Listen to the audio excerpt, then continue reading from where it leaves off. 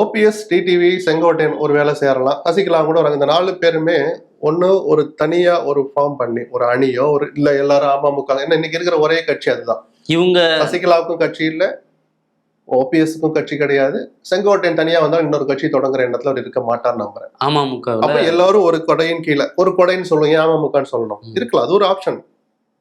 எல்லோரும் ஒரு குடையின் கீழே இருந்து தனியா நின்று நம்ம எடப்பாடிக்கு ஒரு பாடம் புகட்டலாம்னு நினைக்கலாம். இல்ல அப்படி போய் வேஸ்ட் ஆக்க வேண்டாம், நம்ம யாருன்னு காட்டுவோம், நமக்கு ஒரு ஓட் பேங்க் இருக்கிறத காட்டுவோம், அல்லது இந்த பலத்தை யாருக்காவது பயன்படுத்த முனைப்போம்னு 2வது சாய்ஸ் விஜயா இருக்கலாம். இப்ப அதுதான் பேசப்படுது. இப்போ வாய்ப்பு பேசப்படுதுன்னா ஏன் இயல்பான வாய்ப்பு அது. நேற்றைய தினம் நிர்மல்குமார் அதிமுகவோட கூட்டணி இல்லை அப்படின்னு சொல்லிட்டாரு. எடப்பாடி பழனிசாமியும் நாங்க அவங்க கூட பேச்சுவார்த்தையே நடத்தல, கூட்டத்துல கொடி பறக்கும் போது தொண்டர்கள் சிக்னல் கொடுத்துட்டாங்கன்ற மாதிரி பேசினவர் பேச்சுவார்த்தையே நடக்கல அப்படின்னு சொல்லிட்டாரு. நிர்மல்குமாரும் மறுத்துட்டாரு. ஸோ இப்போ இவங்க 3 பேரும் சந்திச்ச அடிப்படையில் பார்த்தா தாவேகாவும் இவங்களும் கூட்டணி வைப்பாங்க அப்படின்ற.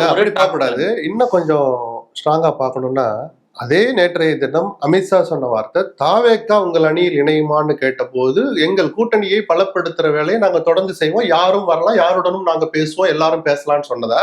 அப்ப பிஜேபி ஒருவேளை பேச்சு நடத்தலாம்.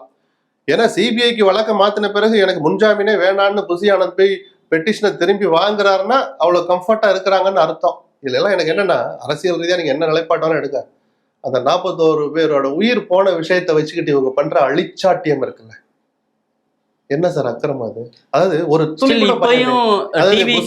ஏன் கைது பண்ணல, அவர் ஏன் அப்படி நான் சொல்லல, ஒரு வழக்கா நடத்துறீங்களா சொல்லுங்க. சிபிஐ இத்தனை நாள் என்ன சார் பண்றாங்க? இதுக்கு வரைக்கும் எது ஒரு ஸ்டெப் கூட எடுத்து வைக்கல. அந்த எஃப்ஐஆர் எடுத்து வச்சு ரீகாப்பி பண்ணி இன்னும் ஒரு எஃப்ஐஆர் போட்டுட்டாங்க, அது திருப்பி உங்க நம்பர் போடுவாங்க, டெக்னிக்கலா பல விஷயம் இருக்கட்டும்.